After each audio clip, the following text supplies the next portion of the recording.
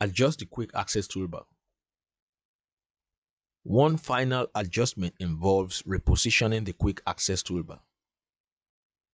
The Quick Access Toolbar serves as a customizable dashboard where you can add your favorite tools.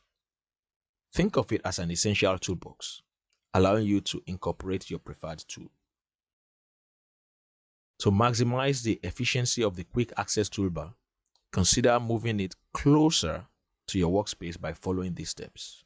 Click on the tiny arrow next to the Quick Access Toolbar, and then click Show Below ribbon.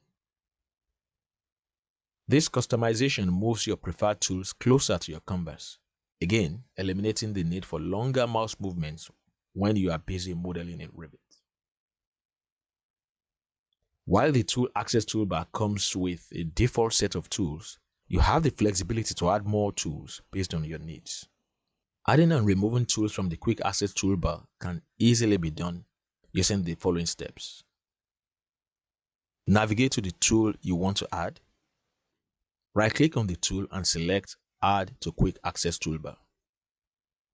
To remove tools from the Quick Access Toolbar, simply right-click on the tool and choose Remove from Quick Access Toolbar.